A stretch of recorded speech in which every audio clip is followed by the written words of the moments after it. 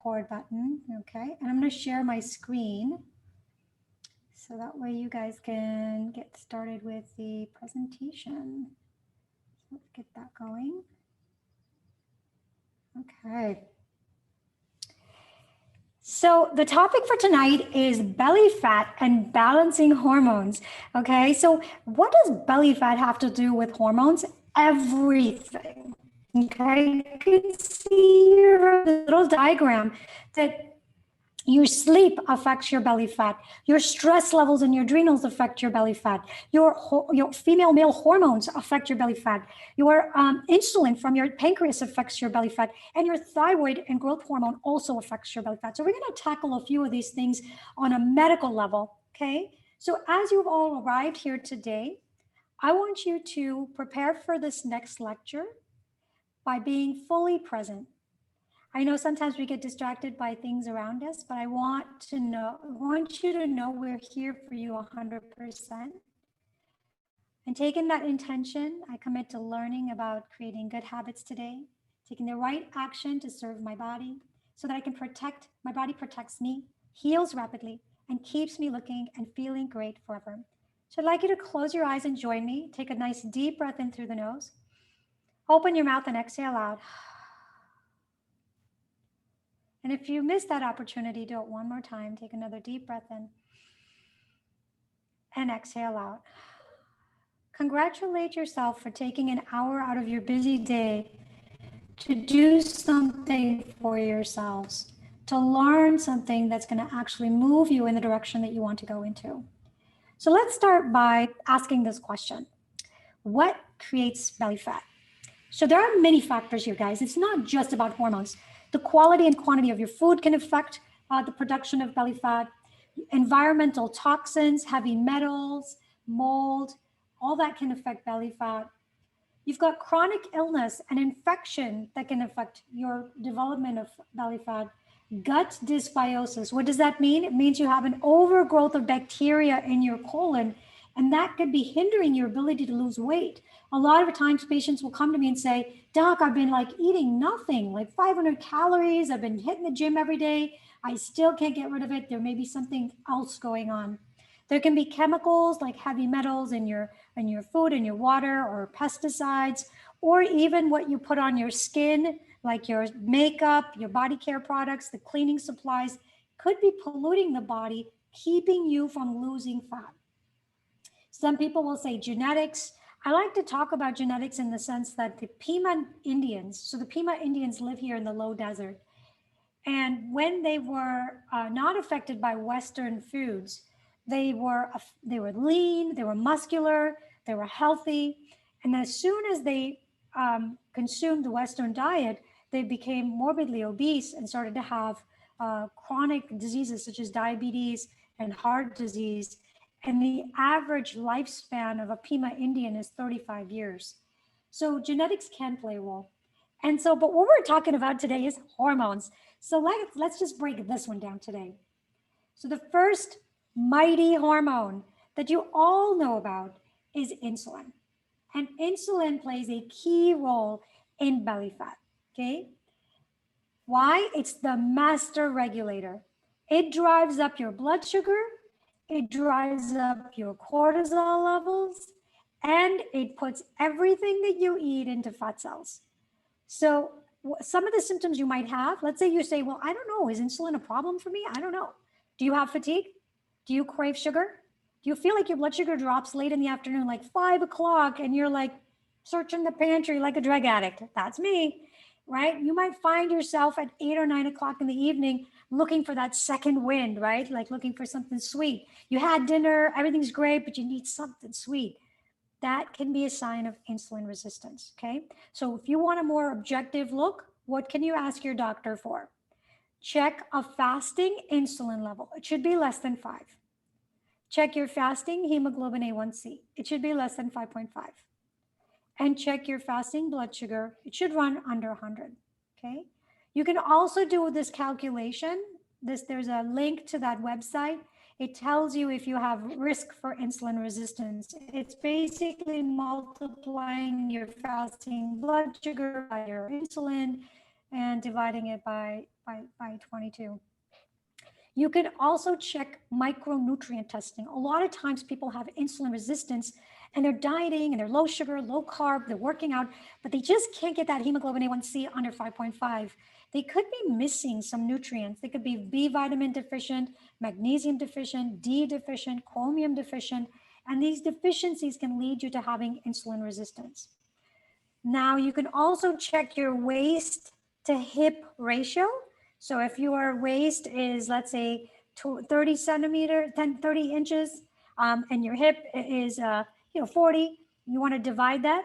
And if it's less than 0.8, then you're in good shape. If you're over 0.8, it means that you're at risk for insulin resistance because of that increased belly fat. Now, if you're here in my clinic here in Arizona, we have a machine, and you're probably familiar with it. We do a visceral fat level. That body impedance test tells you if you're holding on to too much belly fat. And the number on your test is under 10. And if you've gone over the test with me, you know that we measure that from every time you come in to make sure that you're moving in the right direction with that deep visceral fat. Okay. So now you're saying, look, I have insulin resistance. What should I do? You should always plan on eating your meals at the same time every day. Eating scattered meals throughout the day, snacking here and there, skipping breakfast, and then eating your heaviest meal at night is going to drive your blood sugar up. It's going to drive your insulin up. Okay. So breakfast, lunch, and dinner, try to keep it at the same time. I'm not hungry, doctor. I'm not hungry till like later. It doesn't matter. What you're doing is you're programming your body to produce insulin at certain times of the day. Your biggest meal should be at noon. If you're eating late into the evening, you're really creating insulin resistance. You should eat midday. Okay, so that should be your biggest meal. Breakfast should not be within an hour of you waking up. So if you get up at 6, you can't eat until after 7. Okay. The reason why is you want to give your body time to really process the food that's about to enter. You also don't want to have just pure sugar, a piece of fruit, a bowl of sugary cereal. Those kinds of foods are going to drive your insulin up and keep elevated throughout the day. Another thing that a lot of my women do is they're snackers. But doctor, I tracked my sugar. I only eat a little bit every day. But if you're eating a piece of candy here and a snack and biscuit here and a little sugar here and a little soda here, you're keeping your insulin levels high all day long. And so you are fat storing all day long. So eat your meals, sit down, have a proper meal. Okay. Sharon's going to talk a little bit about how to set your plate to keep your insulin and blood sugar down. So I'll let her talk about that. Track your blood sugars. Try to see if you're consuming more than 30 grams of sugar a day. That's a pretty tight thing. But if you're trying to get your blood sugar under control, use MyFitnessPal and keep track of how much sugar did you eat today. Sometimes you don't even know, right? You may have an apple, which is 15 grams of sugar. You may be taking supplements, and I know Susan and I have talked about this before, like Metamucil, and you get like 5 grams of sugar just in your Metamucil. And people are completely unaware of how much sugar they're actually having. They have ketchup on their meal. They have barbecue sauce. They have salad dressings, and they're loaded with sugar. So you may think that you're making good decisions, but because you don't know how much sugar you're actually consuming in the day, you might be getting more than you think. So just as like a fun experiment, try to write it down or put it into MyFitnessPal for one day and see how much sugar you actually end up tracking. Now, some of my patients will get a continuous glucose monitor, which is a little device that goes onto your skin and it keeps track of your blood sugar all day long. And it puts that information in your smartphone or a device so that you can see what your blood sugar is running moment to moment. So let's say you have that bowl of oatmeal and you're like, but doc, oatmeal is good for me. I'm like, yeah, it is, but let's see what it does to you. And if your blood sugar does this huge spike after you have your oatmeal, maybe not right for your metabolism, okay? I had a lady who would eat quinoa, and after she started monitoring her blood sugar, she realized even quinoa was spiking her blood sugar. So it could be something very healthy, but your body doesn't metabolize it in the way that it should, and you might have a spike in your blood sugar. People always ask me about supplements. If you're seeing another doctor, please always make sure that they don't interfere with your medications. But green tea, And there was a study that showed that drinking 5 cups of green tea every day reduced belly fat. Isn't that interesting? The food can be medicine, right? So controlling your blood sugar with cinnamon, bitter melon, gurgle, chromium, and the most important one, fiber. When you eat fiber in your diet, it drops your blood sugar because it's like a sponge. It basically soaks up everything in your meal, and the fiber keeps the blood sugar from rising and keeps your insulin levels low. So always make sure that you're adding fiber to your diet. How many grams of fiber? 30 to 40 grams of fiber a day, okay? So aim for that. And again, if you're one of those people that like to have numbers, use MyFitnessPal, track your food for a day, see how much fiber you're actually getting in your diet. Chances are you're not getting enough fiber, okay? Easy, quick fix to lower your blood sugar is to increase your fiber. Okay. And so what are some of the take-home points? Well, same old, same old. Make sure that you're not eating a bunch of refined carbohydrates, sugar, candy, sweet treats, baked goods, bread, white flour, pasta, pastries, frozen dough, pizza, waffles, breakfast cereal, crackers. These things are going to drive your blood sugar up. It's going to drive your insulin up, and it's definitely going to add to all the chemicals that can cause weight gain. Look for the micronutrient testing with your doctor. See if you need to add in any minerals or any vitamins that can help you support your blood sugar. And remember that high blood sugar, and this is sort of foreshadowing, high blood sugar is going to affect other hormones that also affect your metabolism and belly fat. Some of those are leptin, adrenopectin, and growth hormone. And I'll get to that in a moment. Okay, so cortisol. How many of you guys are aware of what cortisol does? Yeah, right? It's like that stress hormone, that fight or flight.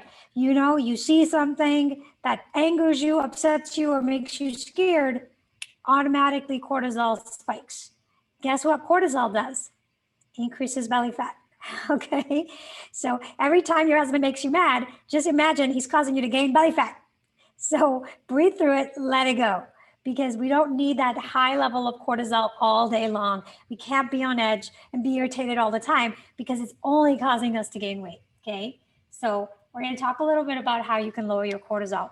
But cortisol is driven by stress. It could be physical or mental. So let's say you have chronic back pain. That's going to cause your cortisol levels to go up. And that's going to cause, unfortunately, you to increase fat storage.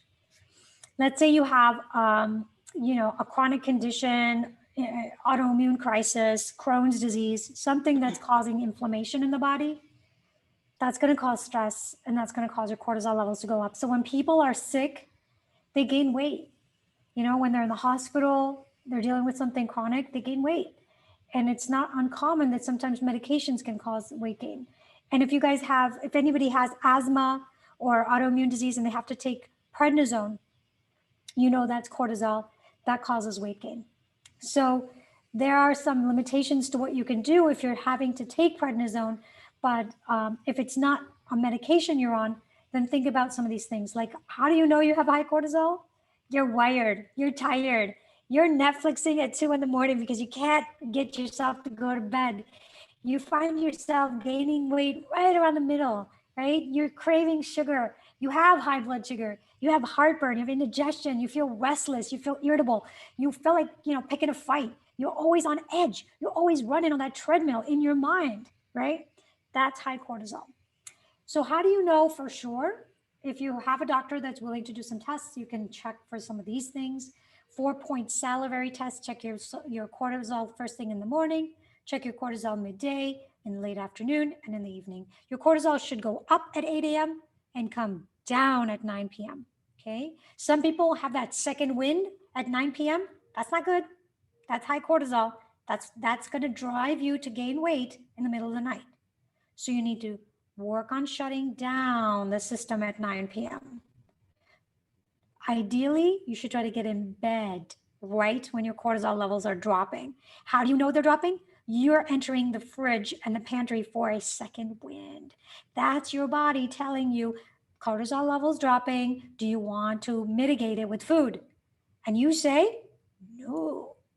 You say, I'm going to bed, okay? Because that's going to keep you from gaining weight through the night. Promise. okay?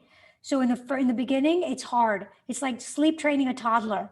You're gonna fight me. You're gonna be like, no, I gotta do one more thing. I gotta watch one more show. I gotta check one more email. I just gotta do this one. No, you don't, right? You need to turn it off. The body is telling you it's time to go to bed. You can also, again, check your visceral fat level, your hip to waist ratio. I recommend that if you have high cortisol levels throughout the day, you find yourself on the treadmill, the stress treadmill, slow down, create a routine, create a schedule. Be selective of the tasks and projects that need your attention right now and the ones that don't. Eat your meals without distractions. Your meals should not be eaten in front of a TV, in front of a computer, in front of your phone. When you're multitasking with your meals, you're not eating. You're actually causing stress, and everything you eat is going into fat storage.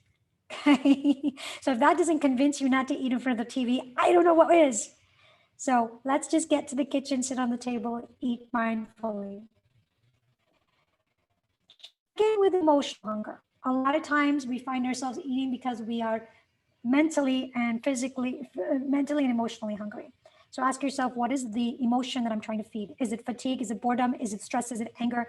Is it sadness? Is it frustration? And then find another habit. Meditate, get into your infrared sauna, deep breathe, exercise, focus on your sleep-wake cycles, get sunlight in the morning, break the habit of using food to mitigate your emotional needs. And what makes you more calm? Magnesium, holy basil, lavender, kava, GABA, inositol, L-theanine. Do you need to take all of these things? Absolutely not. But if you like lavender, to smell it at night to help you calm down so you don't hit the kitchen, do that. If you like to drink warm tea at night, you need a little cup of holy basil just to help you not go back to the fridge, do that, okay? So we've got some take-home points again, same old, same old. Make sure that your nutritional support is good. Sometimes you'll have a vitamin deficiency. B vitamins help us stay calm. D and E helps us with anxiety and depression. Minerals such as magnesium, chromium, zinc, selenium, and copper help us also with mood balance.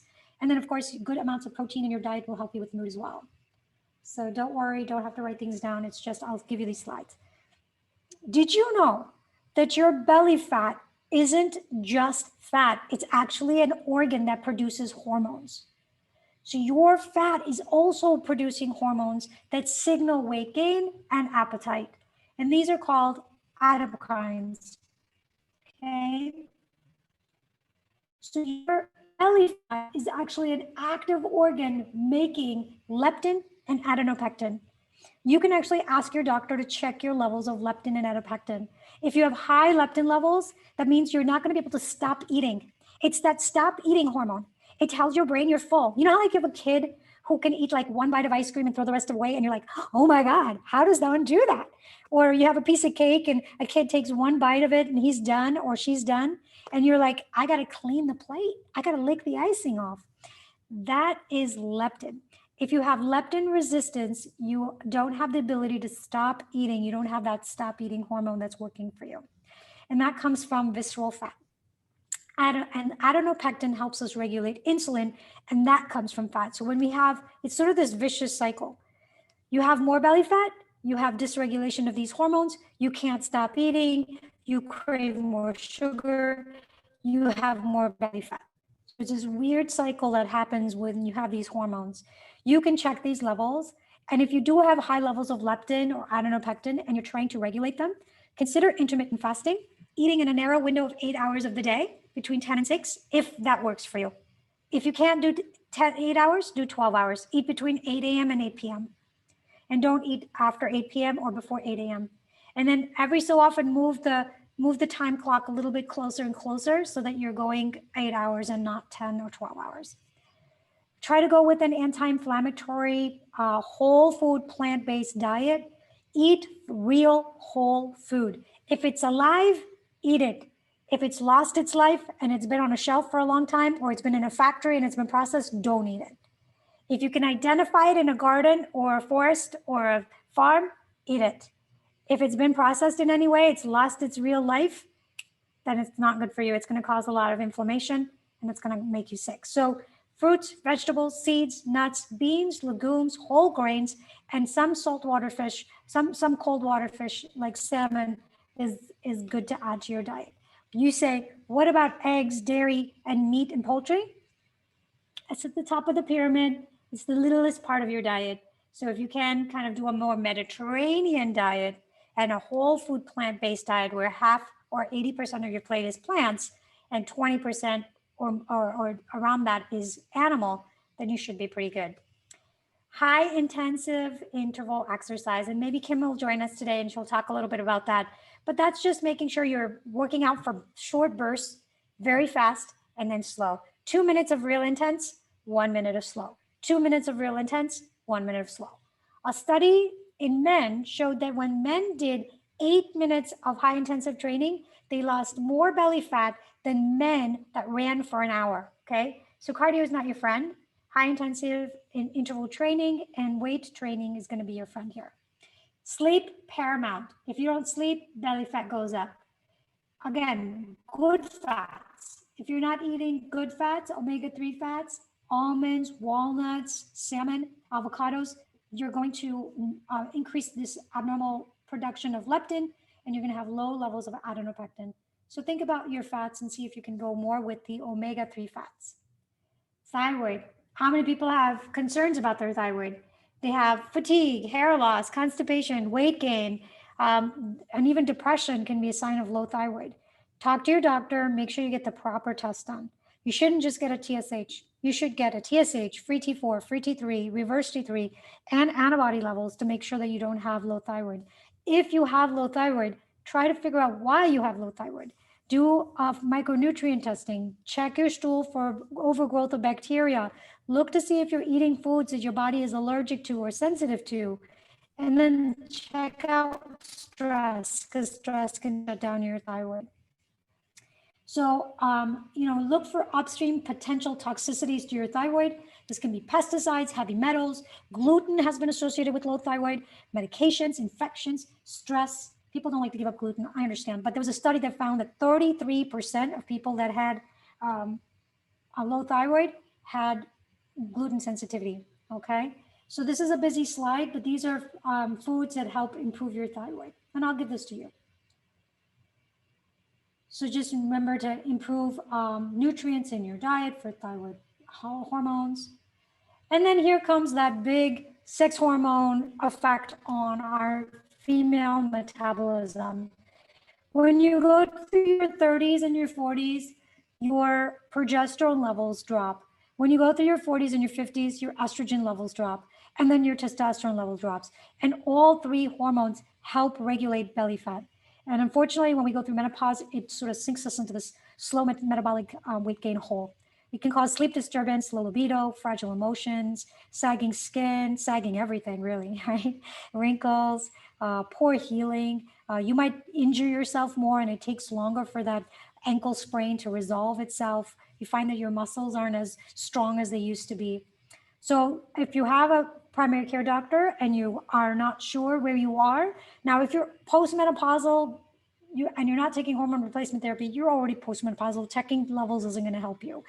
Replacement may be something you want to do, but I only recommend hormone replacement within the first decade of menopause. So if you went through menopause at 50, your time clock starts then. If you wait until 60 to start hormones, it increases your risk of other diseases. So if you start in your 50s, you can stay on it and it has benefit. But if you've given yourself a 10-year gap and you haven't been taking hormones, and then at 60 you decide to start taking hormones, studies show that it can increase your risk for heart attack, stroke, and breast cancer, okay? But if you started early in your 50s, it actually protects you from bone loss, aging, heart disease, memory loss. There's so many benefits to taking it early on. But let's say you're past that age and you want to see what you can do. Make sure you're sleeping 7 to 8 hours a day. That 9 p.m. time is critical because that's when testosterone and growth hormones surge, and that's what helps you burn belly fat.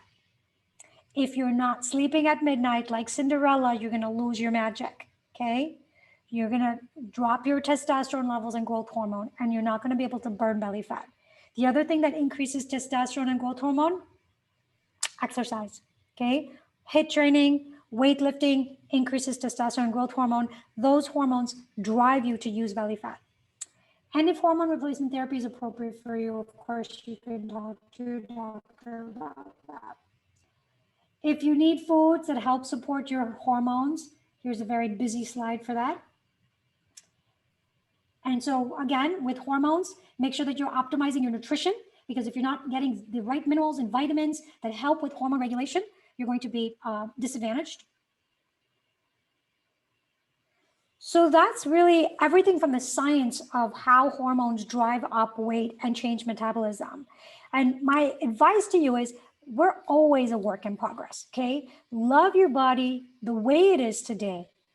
When we start to struggle and strive for that next body or that old body, then we start to suffer. And when we have suffering, it causes us stress. And when it causes us stress, it sets us even further back from our goals. So try to work on yourself a little bit at a time. If all you do is set a routine to get up and get 15 minutes of sunlight every morning, good. If all you did is wear a Fitbit to keep track of your steps, good. If you did 10 squats while you were brushing your teeth, good. If you made sure that you weren't eating in front of a device, perfect. Okay. If you set your bedtime and gave yourself a rule, I have to be in bed by 9 or 10 o'clock, excellent. Okay. If you take 5 deep breaths and that's the only thing you learn from today, perfect. Okay. Everything that you do is moving you closer and closer to your perfect body, your healthy body. I'm not about body shaming or asking people to be a certain weight. It's about that deep visceral fat that is inflammatory, that increases your risk for diabetes, heart disease, arthritis. There's plenty of studies to show that it increases your risk for Alzheimer's and dementia. So that deep visceral fat is not just an inert substance, it's actually a ticking time bomb for chronic disease in the future. And some of these tools that we're talking about today can help you get there. So I'm going to stop sharing now. And all right, so there's a couple questions here from Susan. How do we check elevated insulin levels? Susan, it is a fasting blood test first thing in the morning. So the next time you get your hemoglobin A1C, it's a test that can be run as well. Hashimoto's here. Yeah, it's definitely a common thing. Autoimmunity is not uncommon. I see Kim has joined us. Hello, Miss Kim. She looks so beautiful. She's our fitness expert that's going to talk in a moment. But does anybody have any questions about testing, hormones, what I talked about? Because I can turn it over to Sharon and she could give us some nutrition tips on how you guys can make the move. And you can unmute. I know that I said you can use the chat, but if you want to unmute right now, you feel free to do so. Good, everybody. Oh my gosh, I must have done such a good job. All right, Sharon, let's get on with the next part of the talk, which is nutrition and balancing hormones and belly fat. Thank you, Dr. Patel. Yes, as always, I think you do a really good job of covering everything. And I think we're all excited to even just go back through the PowerPoint and learn a little bit more. You're always so gracious on giving so much fantastic information. So for those of you that did want to look at some of those slides deeper, please do that, because she did give some really good, like what the micronutrients. So you have macronutrients, carbs, fat, and protein, right? Those are your main macronutrients. And actually our fourth would be water. But the main ones we're going to focus on tonight are going to be carbs, fat, and protein. And we'll talk for a little bit about water. But inside of the big macronutrients are all of our micronutrients. And Dr. Patel was showing us some of those micronutrients that could be pointing to the reasons why we are gaining stubborn belly fat or working our booties off. And, you know, maybe we're losing our booty, but we're not losing the belly fat. So we don't want to be doing that. And so a lot of these deficiencies in micronutrients can point that way as well. But my goal for us right now is really to kind of think about our foods. What I typically do, whether I'm teaching to a kindergarten class or I'm teaching to a super smart group of people like yourselves, is have you picture your actual plate in front of you, okay? So one thing that we all have to just become aware of is what's the size of our plate? Okay, when we go out to eat, you can guarantee they're going to, most of the time, they're going to put a bigger plate in front of you than what you do at home.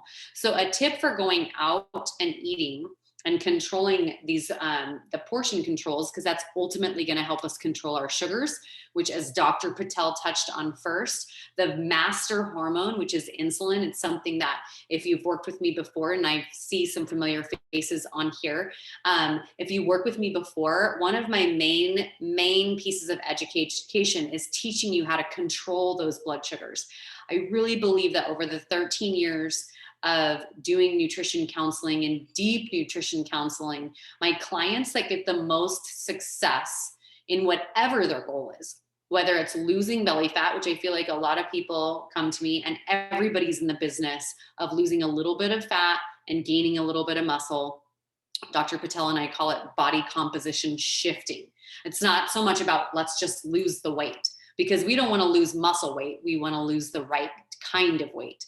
And so when I dive in deep with people, yes, we pull in a lot of these testing modalities to make sure, and tools to make sure that we're able to personalize your consults exactly to what's going on in your body. But even without all of that, I teach you, and we teach you how to control your blood sugars. And I feel like, honestly, a lot of people don't get this conversation with their physician, or even start looking it up until they get a bad lab result back from their doctor, and they're, pre-diabetic, or, their glucose is high.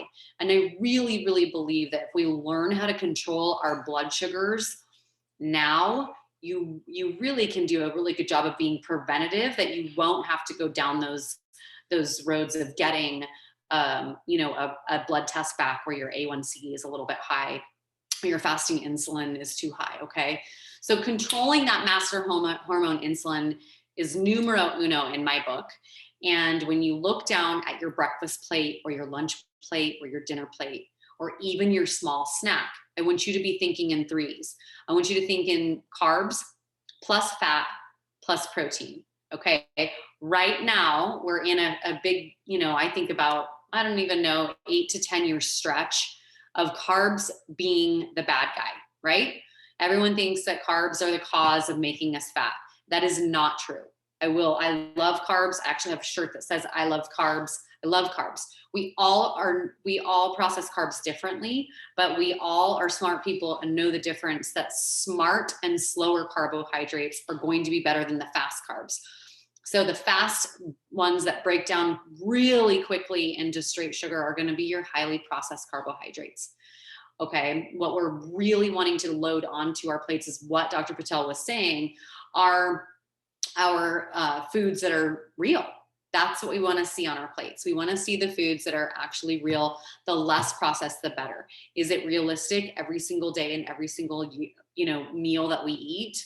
Not usually. I mean, when my kids and I take a long road trip, it's so fun to just let them go into the grocery store and grab whatever they want. But the reason why I'm able to do that with our family is because 90% of the time, or even 80% of the time, we are putting the right foods into our body. So we can go in there and, we can allow our kids or our family or even ourselves to make little splurges here and there. But I can tell you this much: when you're eating correctly 80 to 90% of the time, going into the grocery store and grabbing, a bag of sour gummies and some chips, you're going to notice how your stomach feels. And my kids, who are young, already are starting to recognize their dip in energy, their mood changing, their irritability, fatigue, things like that. So when you're looking down, it's like, okay, go ahead and grab those chips. But we need to make sure those chips are highly processed carbohydrates. You're going to need something that is lean protein, and a healthy source of fat right next to those chips, in order to make those chips not do crazy things with your insulin levels, right? Those peaks and those valleys of your blood sugar all over the place, or like Dr. Patel called it, just all the way up here, this peaking ridge of insulin levels all throughout the day, can really cause us to have a really hard time with, slow to no weight loss goals, or belly fat storage, or even weight gain. So when you're looking, go back to the grocery or the gas station snack, if you really want to get the chips, or in my case, like I really, really love popcorn. So I'll grab popcorn, but I'm always looking for either hummus. I'm always looking for either a string cheese or if they have some sort of, pea protein, protein shake on the shelf, or whey protein, pistachios. I just found honey roasted pistachios in the store the other day, and I was so excited about it. They're delicious. So adding some sort of nut or seed, some sort of fatty acid, which would be your omega-3s and 6s, next to your carbohydrate would be your best choice. Okay. And that's the same thing when it comes to breakfast, lunch, and dinner. When you're thinking about your carbs, fat, and protein, they're a team. They work better together. They really do. But what we want to do is obviously make sure that those carbohydrates are coming from those slower sources. Rice, rice gets a bad rap. Rice and potatoes. Let's talk about rice and potatoes. Everyone's like, oh, if it's white, it's not right. You know what? When you end up eating a loaded baked potato, and it's this big, that is too much. That's too much of that white carbohydrate in one sitting. Typically, when we get rice in our country, what do they do with the rice and the pasta, for that matter? They load the bottom of the plate with it, and then they stack everything on top of it. When in all actuality, if they were to take that, if you were to take your plate, look down at it, put a peace sign down that plate. That's how I teach people. Put a peace sign right down that plate. Think about your pasta being over here, hopefully a huge salad loaded with lots of fruits that would contain a lot of fiber, right? And then you have your meat over here. So it's looking down, making sure that, you're not loading on top of your carbohydrates, right? And I think that's why people a lot of times are hungry after pasta, or they're hungry after they've eaten a lot of food that contains a lot of rice, is because it burns very quickly, and there's actually not enough fat and protein to help slow the release of those carbohydrates just straight into sugar. Does that make sense? Okay, so making sure that we are being aware of a portion control, that's huge. Another thing that we can do to make sure that our belly fat plan, losing that, is reducing our portion sizes, or making sure that our portion sizes are inclusive of each other. Okay, don't load the bottom of your plate with the carbohydrates. Actually give it its own. And we're talking about portion sizes. I love teaching people how to actually measure out without having to have a scale or a measuring cup. Okay, and this works actually pretty well for men and women, because our hands are different sizes, right? So when you're thinking about carbohydrates on your plate, you can put your hands together like a small bowl. That should be your personalized portion control for your carbohydrates. It really can. And so like my husband, who has much bigger hands, he can have some more carbohydrates, right? Especially if we're active, especially if you're being active out there. So making sure that when you're measuring out your carbohydrates, this is what it looks like. Sometimes when I go out to eat, I just know it's going to be really hard. Some of the Italian, my parents are Italian, so we do a lot of Italian. It's really hard to stop eating the penne alla vodka that gets nice and warm and homemade in front of me. So I just tell my server, hey, can you automatically box up half of my entree for me before it comes to the table? And that makes it so that when they still bring it to me, it still aesthetically looks amazing, smells amazing, looks fantastic. And there's something about your brain seeing that. And just as you're eating it, you end up eating slower, because you don't want to just power through that plate and everybody else at the table's eating. But you will eat slower, you'll enjoy it better, or you'll enjoy it more to its fullest, and you'll end up eating less. So that's just a good tip for eating out when it comes to these types of things. But when you're home, you can measure it out like this on your plate. And your protein, okay, your protein, I really believe, like, same type of thing. Not these big, ginormous, thick pieces of meat, but women, we can truly use the palm of our hand or a deck of cards. I used to be able to say smartphone, but now our smartphones are like, I don't even know. I think this is like one of my kids or something, but our smartphones are getting bigger and bigger. So think of a deck of cards when it comes to your meats. Most of the world, besides our country, actually uses the meat as a flavoring agent. And it feels like in our country, we build everything on the plate around that animal protein source. Not bad for you, but we just tend to overdo it in that, and where our portion sizes are way too big when it comes to that. So thinking again at that peace sign where you have your processed, your unprocessed carbohydrates over here, ideally. And if it is, rice or potato, have that. Make sure that you're making sure that if you want a glass of wine with that dinner, those are both carbohydrates. You need to choose. If you want that glass of wine with dinner, then you need to make sure that you're saying no to that starch on your plate, and you're using your glass of wine as your carbohydrates. And then your plate hopefully is loaded with lots of veggies, and even possibly some of your lentils, legumes. So that's going to be on your plate, and a smaller portion of meat. Does that make sense? I get a lot of questions about cocktails. Obviously, Cinco de Mayo. I don't know if a margarita is on your plate tonight or on your menu tonight. But if it is, that's where you want to be like, you know what? Maybe not chips and salsa and margarita, but margarita and, you know, my tacos, it's containing some sort of lean shrimp, fish, chicken. I don't care if it's carne asada, things like that. But that's how you kind of do if this, then this, and you balance that out. I get a lot of questions about like drive-through and fast food. Like I said, my family and I, we do those things now and then, but I'll have my kids make the choice. If we're going through In-N-Out, where we absolutely love the burger, I know that they do them protein style, where they get them in the lettuce wrap.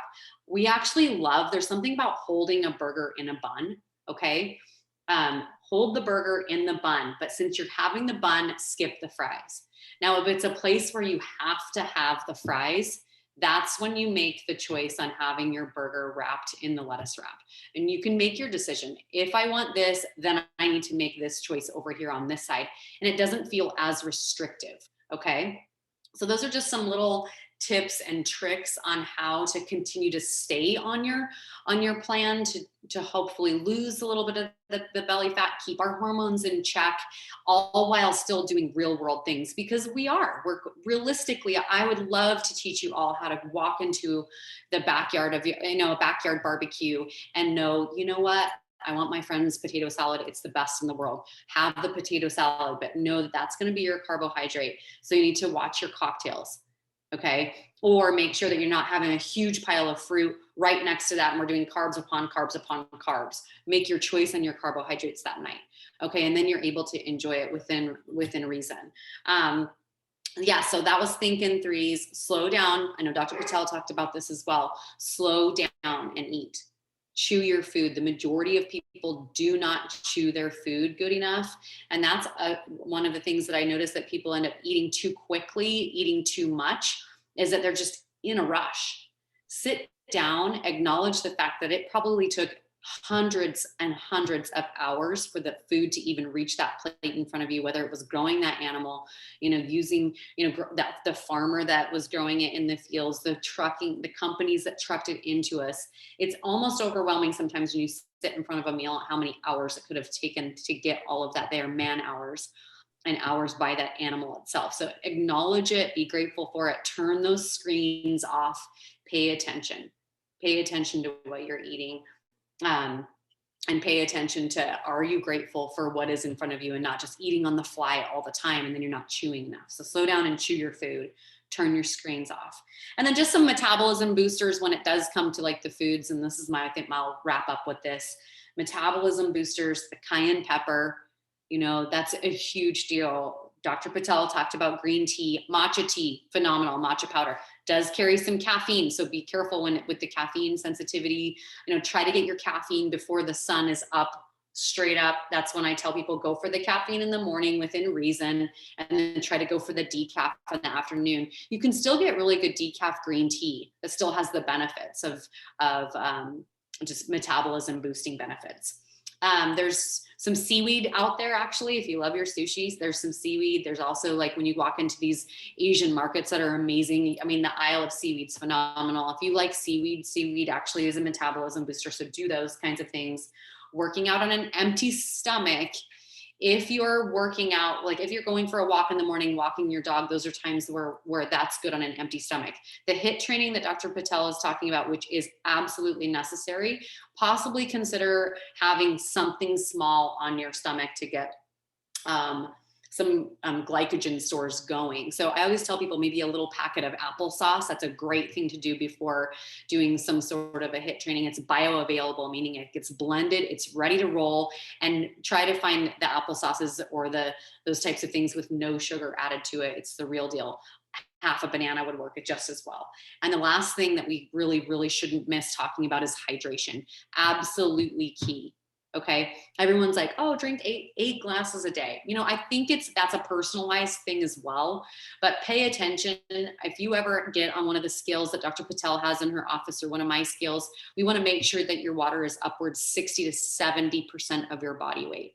Okay. A lot of times when people have really, really slow results or no results, when I know they're being really compliant to what we're asking them to do, it's that their water consumption is really low. Start your day with some good 16 ounces of warm lemon water.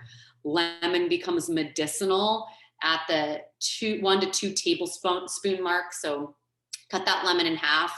If the lemon is the size of a baseball, half the lemon, squeeze it. If it's a smaller, like Trader Joe's or Sprouts just had these smaller lemons, use the whole thing. Use it in room temp or slightly warm upon waking. You guys are going to do an incredible job of just boosting your metabolism. Also, it mildly cleans out your lymphatic system rather than having to do these major master cleanses, which are not very healthy for you typically. So there was a lot of information thrown at you. I hope that you learned something from that. Like I said, if there's even one thing that you learned from that, I'll be happy. But I'm going to pass this meeting over to Kim, and she's going to finish us off with talking about the benefits, obviously, of fitness when it comes to our hormones and belly fat. Hi, you guys. Great, Sharon. I love all that information, and always Dr. Patel has the best stuff. So I still am learning every time she speaks. I pick up one more thing, so it's great. It's, you can not read enough about it, and there's always new things popping up. And both you guys cover a lot. So I'm going to cover the exercise part. I've been doing this for 39 years now, I think, exercise, being a trainer to people. So women, men, old, young. I'm specializing more now in women over 50, because I'm going to be 59 in a couple weeks. So I'm all about that.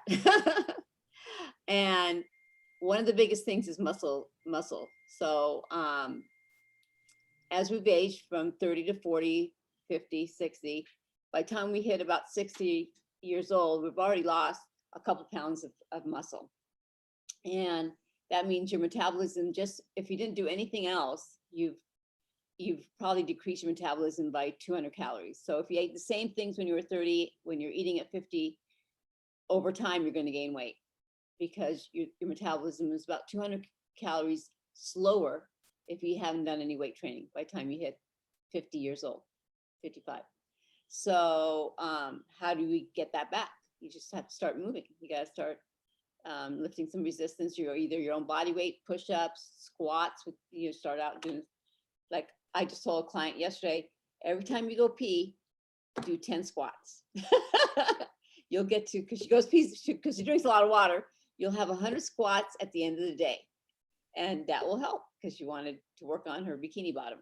So, but she's our age, and she does her red and stuff, but she wanted a little extra thing. And that's a really easy way, is just to, when you go to the bathroom, squat down 10 times with your own body weight, and you will get stronger in about 2 weeks.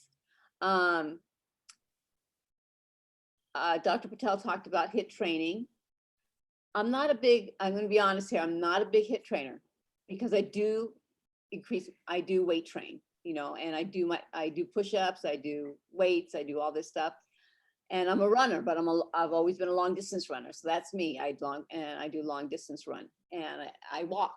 So a lot of people don't know, but if you walk 100 steps a minute, which is about 3 to 3 miles an hour, right? You're going to burn 100 calories. If you burn 100, for every mile. So if you walked, for every 100 calories is 1 mile, it's just 2,000 steps, right? So if 1 pound is 3,500 calories. So if you walked 5 miles a day, or 500 calories a day, you're going to lose a pound a week. Okay, so if you got those Fitbit or whatever you're tracking your steps, that means you have to hit 10,000, right? That will be your goal. If you're just starting out and you've never done it before, aim for for maybe 2,000 steps. That's 1 mile. And that's just walking, moving, even around the house. A lot of times lately, a lot of people have been sitting because they haven't been active, they haven't been going out. And that's where a lot of reason why a lot of people gained some weight is not only were they eating with their emotions, but they were also sedentary. They weren't moving as much. They weren't going out.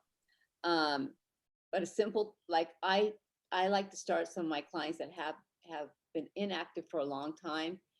I don't push them to do the HIIT training because if they've got, if they're overweight, their hips, their legs, they're going to get injured usually unless someone's really supervising them. So it's 9 out of 10 people, they'll tell me, well, run for 2 minutes, run for 30 seconds. They do it honestly, maybe for a week, and they get hurt, they're tired, they're so sore, they won't do it. So instead I tell them, go for a walk. Try to hit, start with 15-minute walk a day. Add up to about 30-minute walk a day. And then as you get better, go a little bit faster and see if you can increase your steps per minute. So your goal will be to walk at a pace of between 3 and 3.5 miles an hour, right? And that way you'll have right there at the end of the hour, if you walk for an hour, you'll have 3,500 steps. So, and that's a really easy fix for someone that hasn't done anything. It's just to walk their dog. I like to incorporate mindfulness while they're walking, breathing techniques, thinking positive thoughts and things like that while they're walking, like 2 for 1. And walking on an empty stomach is just like, I think Sharon mentioned that's a very good idea. You'll get more bang for your money when you do that. And then just adding on some weight training. And whether you go to a gym or you have a little piece of equipment, you can just start out small, take 1 or 2 body parts and work on that, and then add on and then add on. But if you started, they have studies now where people started weight training at 70 years old, and within 6 weeks, they had 300% increase in muscle mass from nothing. We're talking, that's how fast. Age doesn't matter when you want to build muscle. Yes, it's slower, a little harder, but it's never too late to start building muscle. So whether you're 30, 40, 70, or even 80 years old, you can build muscle. All right. And that's a lot of people think, well, I can't start doing that. Yeah, you can do, a push up against the wall. You can do like a mini squat, like if you're just holding on to I'll show you a chair, you just hold on, just small ones like this. This is an initiating muscle. And this is going to start, that's the starting base. You did those 10 times every time you walk by the stool, you'll be about 100 mini squats a day. And trust me, in 2 weeks, you'll feel a difference in strength when you get up from your chair or bend down and get back up. Those are all little things. One of my favorite things for core work for the stomach, for the belly fat, is actually a plank. And because it doesn't require any equipment, just your body weight, and you can do it anywhere. So I like doing planks for core work. I like doing squats for legs, like modified if you're just starting out. And then I like doing push-ups for the arms, dips off a bench, some things like that that just take your body weight. And but I think the message I want to get across today is that you can start little and it all counts. So I'm a big person about baby steps, right? Just start here, because if you don't do anything, you're at the same place. You do something, you're winning, right? Whether it's 5 squats, whether it's a bicep curl with, a gallon of water or two cans of tomatoes, it's a start, right? And if you keep doing it, you're going to get better and better and better. And you're going to start, as soon as you start increasing your muscle mass, you'll increase how many calories you burn a day, right? And you'll be in a deficit, and you'll start to lose some weight if that's your goal. But if your goal is actually just to be strength, so you can keep moving and not end up in a wheelchair, or if you fall, density, all that is just starting to do some weight training and movement. Movement at the end of the day is all that you need to do to start with. You know, 'cause you have to start there. If you just have that mentality, I just heard this the other day and I loved it. It says, movement is the detoxification of your body. When you move, everything shifts in your body and starts to detox, right? You don't even have to sweat, but if you're moving, it is moving everything in your insides of your cells and stuff. And that's a detoxification process. And, but if you're sitting, you know, you're not doing much, you're not moving. So whether it's taking a walk, whether it's getting on the treadmill, whether it's watching a YouTube video of some easy exercises in your living room, those are all movements. All of that counts, you know, as long as you don't hurt yourself, then that doesn't count. Then you'll be back to zero, not doing anything. But I'll open up to questions if you have some questions about some different exercises or what you can do. Because I think everyone's a little bit different stages of what, you know, maybe they're already exercising or they're at the gym and they're not seeing results, or they don't know how to get started. You know, what I found in the span of time that I've worked with it, but everybody's different. Everybody comes from a different point of view, a different goal, and a starting point. And so it's not actually it's the same answer, like maybe nutrition or something else from somebody else, but it's really a customized thing for everybody. Other than everyone can move, but as far as how they want to move, because at the end of the day, it's just like a diet. If you don't like the activity you're doing, you're not going to do it. So it's not a good activity. I hate HIIT training. I'm just going to say it. Never done it my whole life. I went to a couple of spin classes. I do that and spin, and there's a little bit of, you know, interval training in there. Tennis, a little bit of interval training in there. But will I do a HIIT program? I tried it off and on when all the studies came out. No, not for me. Not for me. Couldn't stand it, you know. So that's me. And I'm a professional, and I don't like HIIT training, even though it's one of the best, the studies say it's one of the best things out there.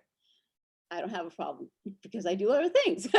So there's always something that you can do if you don't like one thing. If you don't like weight training, there's Pilates, there's yoga, there's swimming, there's something that, as long as you're moving, it's going to work. But you have to be consistent with it. You got to apply it, and you got to just keep going, take that baby step and get better at it. And that's what my message is that there's something for you, and you have to figure out what you want to do, and then, you know, ask some experts about how to get better at it, and just do it. But you got to find first, one of the first things is like, what do I like to do? Not what's the best thing they say is best for me to do. What do I really want to do? I like to dance when I was younger. Okay, well, maybe find a YouTube video that's kind of dancey, and you'll probably like it because you'll like the move, right? And that's all it is at the end of the day. If you like, I love hot yoga. I do that. Some people like Pilates, or they like, because they, you know, they used to have ballet and dance training when they were younger, and they like that movement, and that's great. And some like the old style of, you know, going with a group of people, like aerobics classes, and they find Zumba classes and different things like that, and they like that, and that works for them because they like it.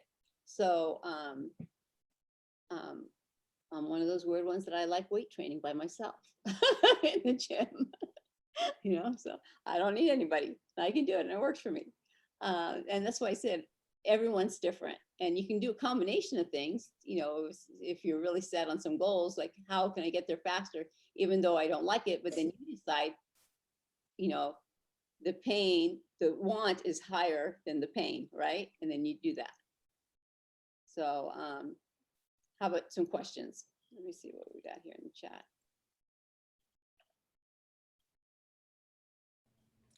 Well, this was wonderful. I appreciate you guys all coming tonight. You know, again, there's so much knowledge here between us. Pick our brains. We're here for you. We know that it's not easy. It is difficult. Change is hard, like Kim said. Staying the same is easy, but we are here for you as your resource. And If you have any particular questions, feel free to put them in the chat. If not, what I will do is I will email you guys all the recording. Plus, if Sharon and Kim, you want to let them know how they can work with you, you can add that in the chat, or you can let them know, or just send it to me by email, and I will put that in the email as I send it out to everyone else so that they know. If you have an upcoming program, if you have a challenge, if you have a app with workouts, or you have one-on-one consults that you do, please don't hesitate to share that with the group and share with me. Thank you guys for all attending. Thank you guys. Bye.